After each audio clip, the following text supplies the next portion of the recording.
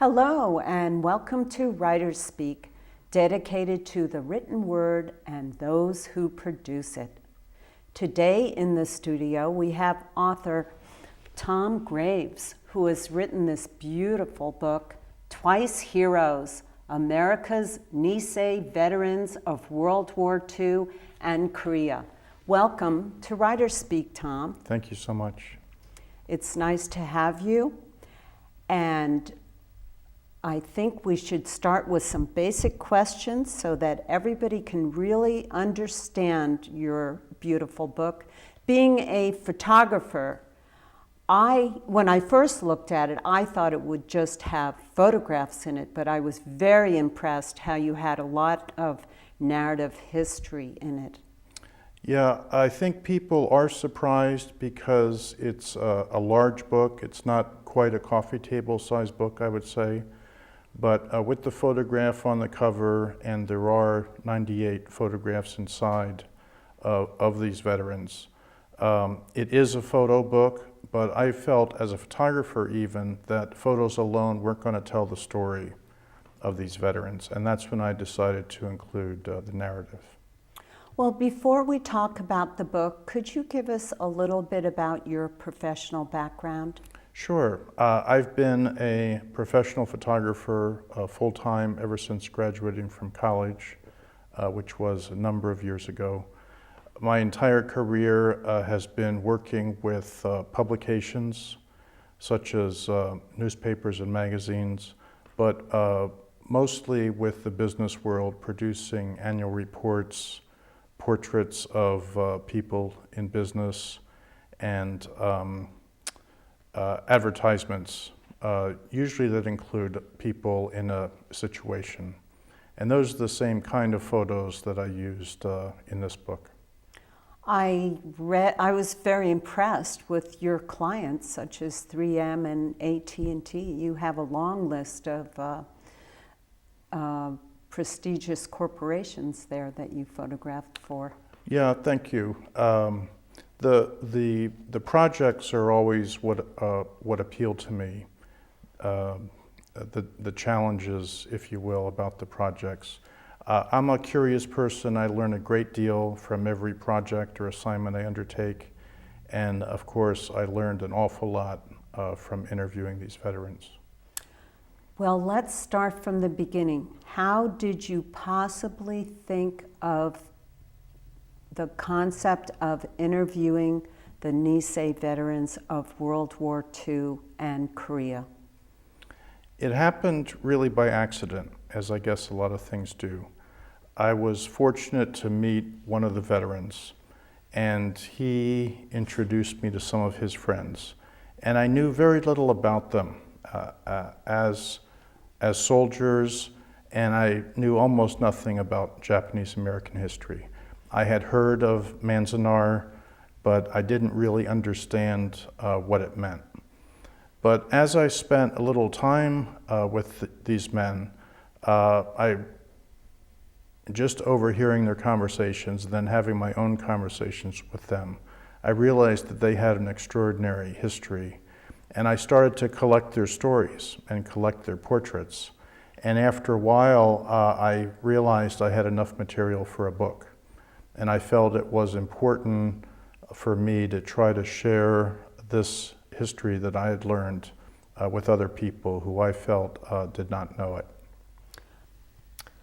So tell me, Tom, did you know about the internment and what happened to the Japanese American people before you embarked on this book? No, I didn't. I think that's one reason why I was so drawn to the subject. You know, I grew up on the East Coast, and unlike here in California, people really don't know about the internment. So as learning about it for the first time as an adult, I felt it was almost my duty to try to teach more people on the East Coast and the Midwest and people outside the Japanese American community about this part of American history that so few people know about. How true. Well, let's define the word Nisei for our audience. and also go into the beginnings of what their parents said to them when they were going to fight for World War II, when their own family was forced into internment. Nisei is the generation of Japanese Americans whose parents immigrated from Japan. So the Nisei were the first generation to be born in this country, and they were American citizens. They are American citizens. Their parents were not allowed to become citizens of their adopted country.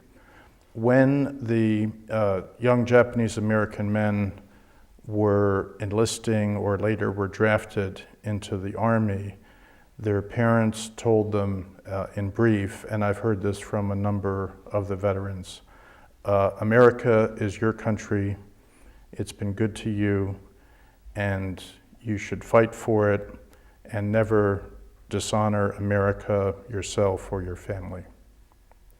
That's pretty remarkable to hear over and over again. I know they use the expression, go for broke. That's right. Go for broke was an expression that originated, I understand, in Hawaii, and it was a gambling expression when the comparable term today is all in. Go for broke is we're gonna go all in, we're gonna shoot the works. And I was told every battle they had, that's the way they fought. Nothing was done halfway. Every battle was fought 100%. Could you tell us a little bit about the history of the 442nd Regiment? Sure. After Pearl Harbor, Japanese Americans were no longer allowed to enlist in the military. And of course, this disappointed a lot of patriotic young Americans. That was in place until March of 1943, when the government reversed that order, and men were then allowed to enlist. And when they were put into a single segregated regiment of Japanese Americans, and that was called the 442nd Regimental Combat Team. It's good for people to understand that they were allowed to join the Army, That's but right. were kept separate. That's right. They were one of the few separate units during World War II. The Army, the military was segregated, just like much of the United States was, and African Americans served in their own segregated units. This was, because of the small number of Japanese Americans, this was a single regiment, which was a relatively small Army unit. And it was 100% Japanese Americans, except for the officers who were Caucasians. And it wasn't until later in the war that some of the Japanese American soldiers were given field commissions to an officer level. A lot of people I know ask you, what do you mean by twice heroes? The title comes from a speech that President Truman gave the last Nisei soldiers who returned from Europe in 1946. They marched in a parade in Washington, D.C. To where President Truman met them and awarded them with their 7th Presidential Unit Citation. And at that speech, he told them, you fought not only the enemy, but you fought prejudice, and you have won. So twice heroes comes from their winning the 2 battles against the enemy and against prejudice. That is a very good title for the book. Thank you. I did want the audience to know, I don't know whether this can be seen or not, but what I really liked was how the portraits were so high quality, and that they're big portraits, 9 by 11.5. I like that each chapter has the vet's name, but also a quote. Right. And so on every chapter is the essence of what he was saying and how very important it was. Could you tell us about one of the Nisei veterans and something important that you learned from one in particular? Well, I've learned something from all of them, and that almost goes without saying. I've learned a great deal about how much they feel about this country, how much they love this country. In spite of the treatment they received, they all, I think, will tell you this is the greatest country in the world. There are a number of lessons. One of them is that how much America has changed since the 30s and 40s. How many more opportunities there are for minorities, how many more opportunities there are for Asian Americans, and really the extent of the discrimination against Asian Americans, which I never appreciated before. How long did this very, very beautiful book take you to produce? I worked on it for about 10 years, but in the beginning I didn't know I was working on a book, and I wasn't working on it full time. So I was collecting stories, I was meeting people, I was collecting their portraits, but it wasn't until probably 4 years ago that I realized I had the material for a book, and then really started organizing it, finishing up the writing, writing up interviews that I had notes on but hadn't written, and calling and emailing and mailing the veterans, checking my facts and that sort of thing. So I would call it about a 4-year project. You must have gone all over the country. Whenever I traveled on business, or whenever my wife and I traveled on vacation, I made it a point to find at least a few people in that area that I could meet and interview.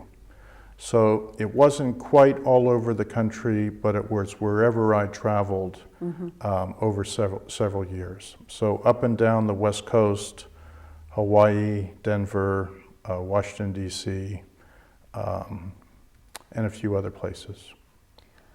Did you use a tape recorder or a notebook? Did you start following a set procedure after a while, since you have done over 90 interviews? I have a very simple system, and I do it the same way each time. I have a notebook and a pen.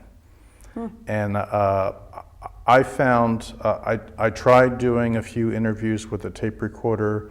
I found that it took me a tremendous amount of time to go back over that recording and get the notes I needed to work from.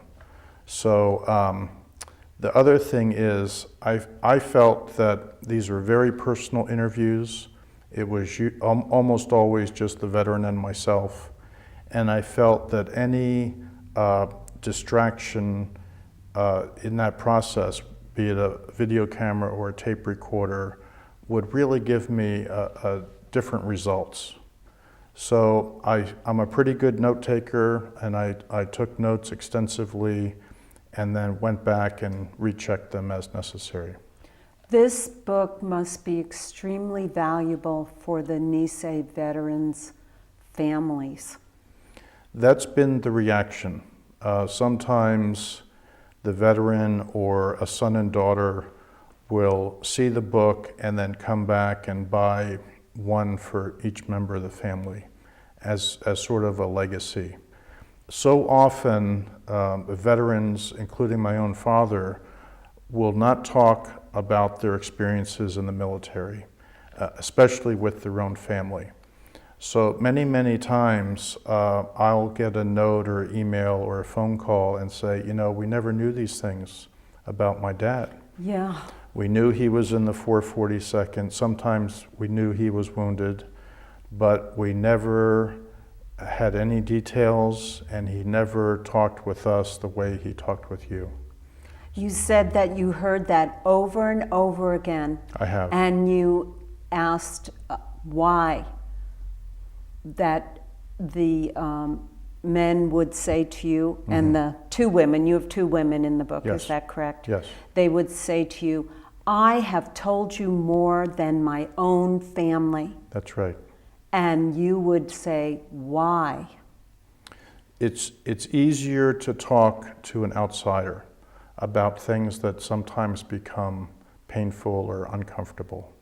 I think that the veterans did not want to burden their spouses and their kids with stories that were not always happy ones. But I think that they recognized my true interest in their experiences, that I spoke with them without any sort of judgment. If they wanted to tell me something particularly personal, they'd say, please don't write this down. And they'd see that I set my pen down and just listened to them. And that's the other thing that was different from a recording that I think could be a little intimidating to people when they're talking about personal experiences and sometimes difficult things that they've went through or have seen. And then what you have written in your book, you said everyone should write down or tell your family history. That's right. For those you leave behind. That's right. That's so valuable. My family has very little history written down. Anytime I address an audience of veterans and their families or veterans, I urge them to do something, write something down, speak into a tape recorder, get one of their grandchildren to videotape them, because once they're gone, not only the family history is gone, but their place in history has gone. So writers like myself, historians, researchers, will have lost a tremendous resource. And but the most important thing is that how valuable this is to their family, and how it's really a treasure. It's worth more than any inheritance they might leave their families, is to leave them this piece of themselves. I have also done quite a bit of research on the period of World War II, and one part I found that I had never run into was the Military Intelligence Language School in the Presidio. That was very fascinating to me. Could you tell us a little bit about that? And you had interviewed quite a few of the veterans who went to that school. That's right. You and others have not heard of it probably because it was a top secret facility and language training program. In the months before Pearl Harbor, the Army determined that it had very poor capabilities in Japanese language speakers. There were only 40 people in the entire Army who spoke Japanese. And of course, understanding language, spoken and written, is essential for any military intelligence capabilities. So the Army undertook establishing a school at the Presidio, San Francisco, in an old World War I era aircraft hangar named Building 640. And it got a couple of Japanese language instructors, and the first class there of 60 individuals was begun in November 1941, just a month before Pearl Harbor. Interesting. What's completely ironic is that when the Japanese Americans were expelled from California, the Japanese Americans in this top secret language program were expelled as well. And the entire facility was moved to Minnesota, outside the Twin Cities. And it remained there through the war, and at the end of the war, it relocated again to Monterey, California, where it remains today. The Military Intelligence Service was a secret until 1972. The government did not even acknowledge that it existed because they were considered such a valuable intelligence resource.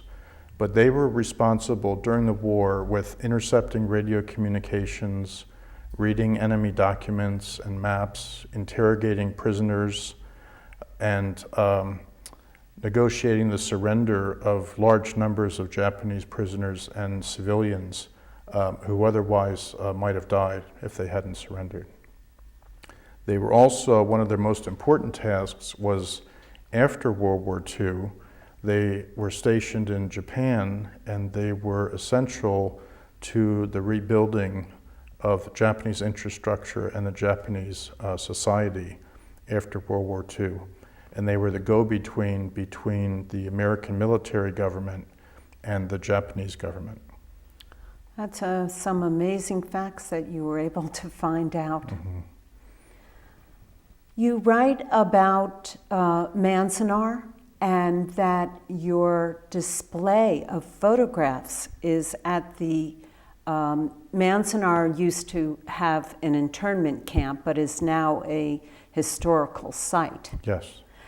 Could you tell us about your display at Manzanar? Sure. Manzanar was a very large internment camp in Southern California outside the town of Lone Pine.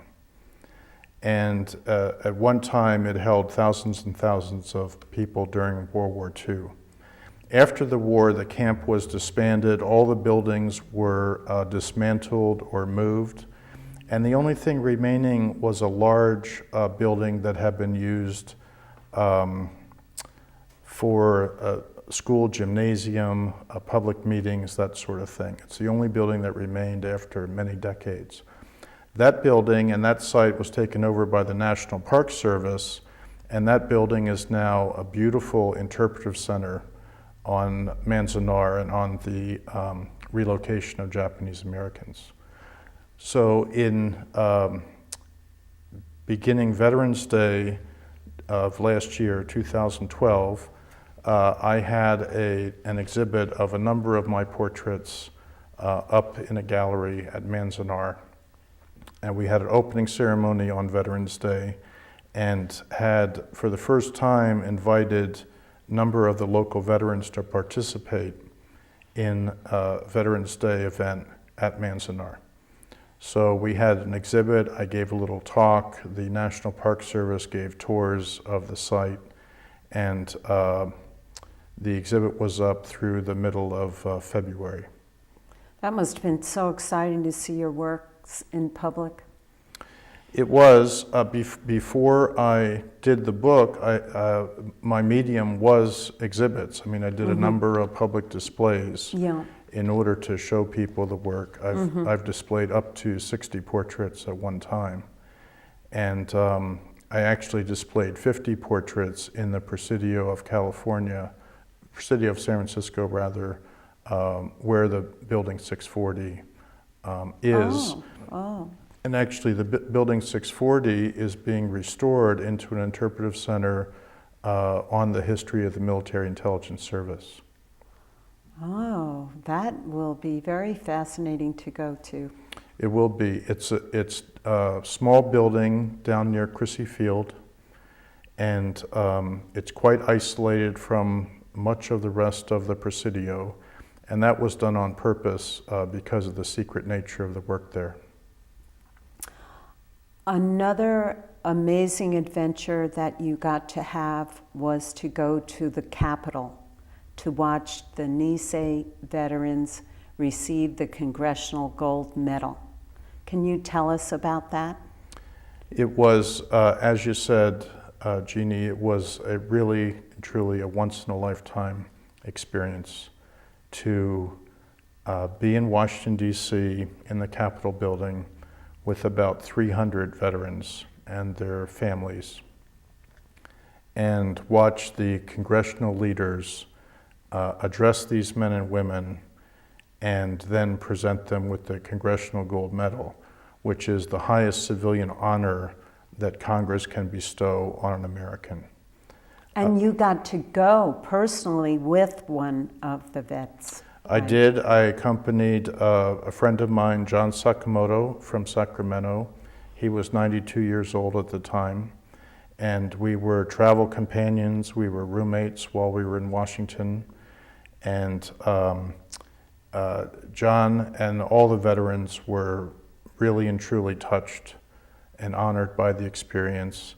And it was great for me to see that everyone we ran into in Washington really revered these veterans and their legacy and what they had gone through and what they accomplished for this country. I think it was really appropriate that you got to go because your book really pays a lot of honor to these well-deserved people. Thank you. It was my hope to go. They only get to invite one person, isn't that correct? They invited one person as their travel companion, right. Just kind of for right. safety. So you were very fortunate because mostly everybody will invite a relative. That's right. Relatives and friends were invited to attend certain of the public ceremonies, but the attendance at the Capitol ceremony was quite limited. So I was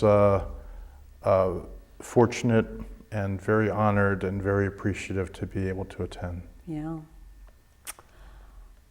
I think it would be interesting for our audience to hear you read a short passage from your book. Okay. Could you do that, please? Sure.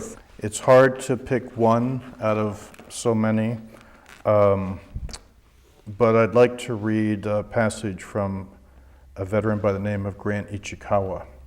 And read us the quote that you put for him. His quote was from his experience. He was one of the last men to leave the roof of the U.S. Embassy in Saigon when the U.S. pulled out of Vietnam. And his quote was, "It was heartbreaking to see so many people left behind." He felt that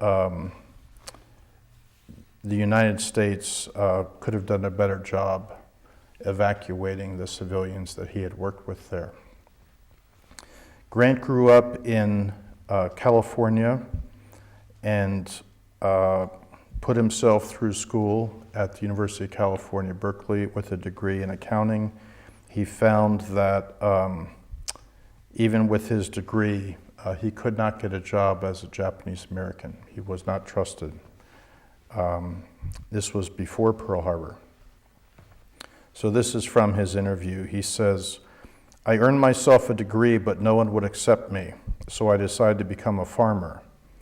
Then the war started and they picked us up. I had just leased my farm and bought all new equipment. My parents could not be citizens, and as enemy aliens expected to be picked up. I was a loyal American. This didn't apply to me, I thought. Curfews started. We had to turn in our radios, and slowly I became concerned. Then the fateful order to the train station, bring only what you can carry. The train took us to Turlock, where the fairground had turned into a barbed wire camp.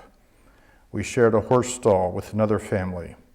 I can still remember that was the lowest point in my life. The only way to prove my loyalty was to fight for my country," Ichikawa said. "We were the first Japanese American volunteers from the camps. When they said you can join the army, my life changed. About 20 of us volunteered from Gila River. My younger brother Tomio joined with the next group, volunteering for the 442nd. He died about 2 years ago.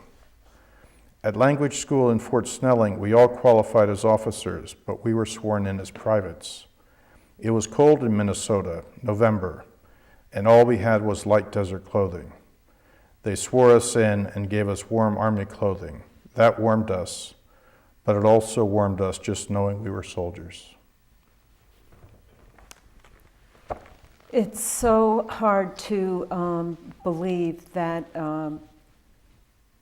we had this forced internment for Japanese Americans. Many who, they were born here, but many couldn't even speak Japanese. That's right. Had never been to the country. And yet they were asked and willing and able to serve our country. Yep. They were not only willing, they were enthusiastic about serving. Yeah. And when they were first denied their service, they felt not only confused but insulted, and really questioned how they were seen as citizens. Well, where can your beautifully formatted book, Twice Heroes, Americans Nisei Veterans of World War II and Korea, be purchased? It's in a number of museum shops now. Tell us some of those museums. Sure. In Honolulu, it's in the very beautiful Bishop Museum. In Los Angeles, the Japanese American National Museum.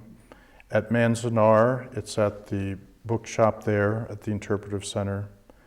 It's in San Jose and in San Francisco at the National Japanese American Historical Society in San Francisco and the Japanese American Museum in San Jose.